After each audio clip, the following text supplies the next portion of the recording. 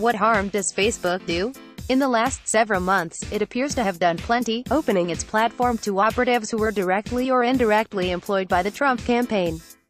There is always someone new to blame for electing Donald Trump, depending on who you ask. It was Bernie Sanders, the alt-right Bernie brothers, the Russians, Jill Stein, anyone who ever criticized Hillary Clinton, the Electoral College, the left's Susan Sarandon, women who are going to hell for not supporting other women, Robbie Mook, Anthony Weiner. You could probably add to this list the search for any reason Donald Trump became president, other than people going to the polls of their own free will and voting for him, is becoming an obsession among liberal and left-wing Democrats.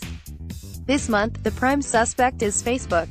New, or rather more complete information about the Trump campaign's data operation, otherwise known as Project Alamo, reveals that, as Fox reporter Alvin Chang put it on March 23, the Trump campaign, via the help of a political consulting firm, was able to harvest raw data from 50 million Facebook profiles to direct its messaging.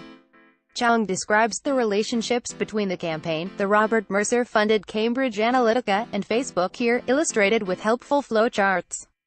But the takeaway is this: an academic researcher, Alex Kogan, built a quiz that took advantage of a security hole in Facebook's API.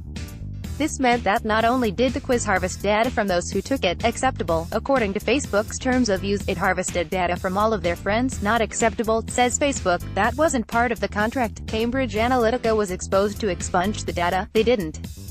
Latest reports say it is still on their servers. There have been numerous responses to this revelation. One, among my many outraged liberal and left-wing friends, has been to announce that, in effect, they are going to boycott Facebook by deleting their accounts. A mass exodus from Facebook will, they argue, force the company to take notice and change its ways. As of today, some major corporations, Playboy, as well as Elon Musk's Tesla and SpaceX, have joined That has always been the deal. And, as he also notes, the Obama campaign also used data harvested from Facebook in 2012, and everyone thought it was an innovation. Is anyone surprised that a data harvesting scandal has created a hashtag campaign, one that is probably creating more data that will, in turn, help both Twitter and Facebook learn how to gather more data? It usually feels pretty safe to blame a corporation for misdeeds, exploitation and national disasters like the Trump presidency. Corporations lie, nearly everyone acknowledges this. Big Tobacco lied about the dangers of smoking for decades. Last night I saw a terrific piece of reporting on the NewsHour, based on an Occidental College study, about the people who work at Disneyland in Anaheim, who Disney refers to as cast members, vast numbers of whom are either homeless or borderline homeless. This inaccurate and unscientific survey was paid for by politically motivated labor unions. The Disney company responded in a prepared statement, and its results are deliberately distorted and do not reflect how the overwhelming majority of our 30,000 cast members feel about the company. While we recognize that socioeconomic challenges exist for many people living in Southern California, we take pride in our employment experience. We are used to this kind of prevarication from multi-billion-dollar corporations, and we may be even more suspicious about internet companies because their lies are less visible. Even in 2015, a Pew Research Center poll showed that 76% of Americans, across political lines, did not trust online advertisers to protect their data. So why the rush to pile blame on Facebook for the election of Donald Trump as if this is news?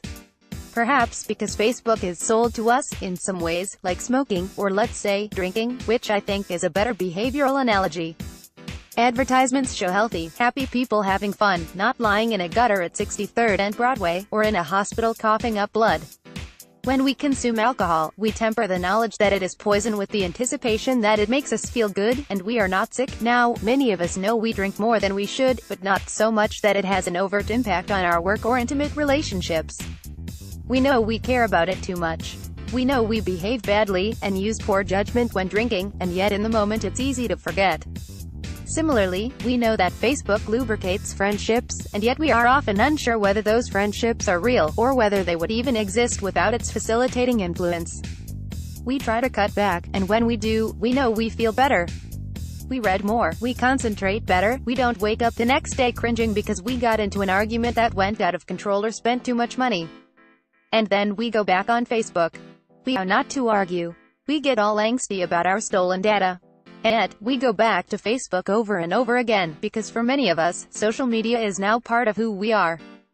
So let's roll this back and ask why, instead of blaming Facebook for everything bad that happens, we don't, as my friend and colleague Shiva Vaidyanathan asks, acknowledge that a growing global business with 2.1 billion customers is here to stay, and do something about it. In this light, let's revisit the business of online quizzes, which is at the heart of the current Facebook scandal. I know hardly anyone who hasn't taken one, on Facebook or somewhere else, and I know a lot of people who take them regularly. I just googled, "What character are you?"